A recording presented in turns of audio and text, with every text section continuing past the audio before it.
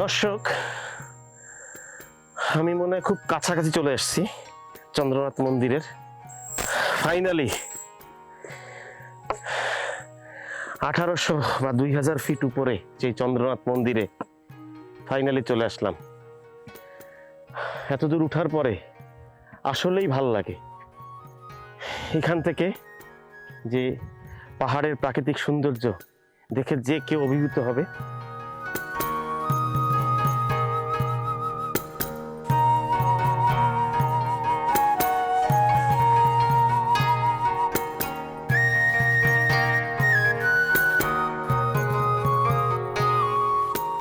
Hello everyone, life লিভিংয়ে আপনাদের স্বাগত জানাচ্ছি। আমি মাসুদ খান। আমি আছি চন্দ্রনাথ পাহাড়ের কাছাকাছি। দুর্গম পথ পাড়ি দিয়ে চন্দ্রনাথ পাহাড়ে ওঠা কতটা যে কঠিন, কতটা যে কষ্টকর, সেটা আপনারা এই এপিসোডে খুব ভালোভাবে বুঝতে পারবেন। তবে এখনো চন্দ্রনাথ মন্দির বা পাহাড় পর্যন্ত আমরা যেতে পারিনি। আপনাদের এই চন্দ্রনাথ মন্দির, চন্দ্রনাথ পাহাড় দেখাবো। আমাদের সাথে থাকবেন।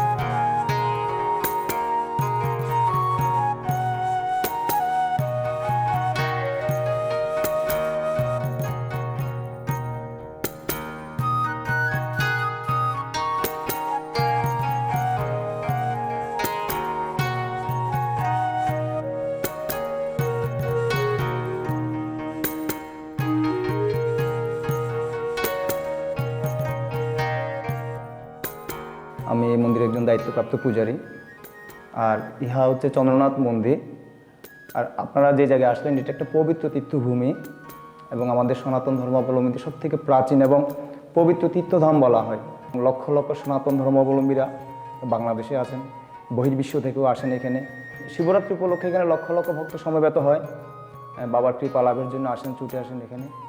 আর তার মধ্যে এটা শক্তিপীঠ, কিন্তু সতীর একান্ন পীঠের এক পীঠ। দেবীর যে একটা অংশ বিশেষ এখানে পতিত হয়, দক্ষিণ হস্তার্ধ। এবং এখানে সাথে বিরূপাক্ষ, স্বয়ম্ভু, সাথে মহাকাল ভৈরব, ওভারঅল সব কিছু মিলে কিন্তু এটা সনাতন ধর্মাবলম্বীদের কাছে বিশেষ একটি পবিত্রতম জায়গা। ধন্যমাণিক্য আমলের সময় এই মন্দিরটি নির্মিত হয়। পরবর্তীতে মন্দিরের কাঠামো পরিবর্তন হয়, বিশেষ করে বাইরের অবয়বটা। কিন্তু আমাদের যে মূল যে ভূমিটা, এখন আমরা যে জায়গায় বসে আছি, মূল মন্দিরটা, গর্ভ মন্দিরটা, ইহা কিন্তু তখনকার আমলের। কিন্তু এখন ওই যে টাইলস করে সংস্কার করা হয়েছে আর কি বর্তমানে।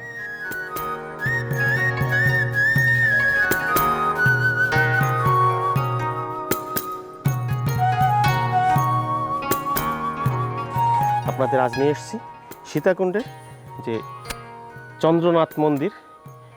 এটিকে কলিযুগের মহাতীর্থ এবং মহা পবিত্র স্থান হিসাবে হিন্দু ধর্মাবলম্বীদের কাছে অসম্ভব পূজনীয় একটি স্থান। এবং প্রতি বছরের ফেব্রুয়ারিতে এখানে শিব পুজো হয়। এর যে প্রাচীনত্ব, নির্মাণ শৈলী দেখলেই বোঝা যায় যে এই মন্দিরটি কিছু না হলেও 1000 বছরের পুরনো হবে। কারণ হচ্ছে বারবার সংস্কারের কারণে এর রূপ চেঞ্জ হয়েছে, কিন্তু বিল্ডিংয়ের যে স্ট্রাকচার দেখলাম, স্থাপত্য রীতি দেখলাম, তাতে এটি 1000 বছরের পুরনোই মনে হচ্ছে। এই স্থানটিতে যে পর্যটকরা আসেন, তারা অবশ্যই এখানকার পবিত্রতা রক্ষা করার জন্য এই জায়গাটিকে সম্মান করবেন এবং পরিষ্কার পরিচ্ছন্ন রাখার চেষ্টা করবেন। পরবর্তী প্রজন্ম জানবে যে কিভাবে অন্য ধর্মকে সম্মান করতে হয়। তাই দর্শক, আপনাদের বলে রাখি, এই কাজটি অবশ্যই করবেন।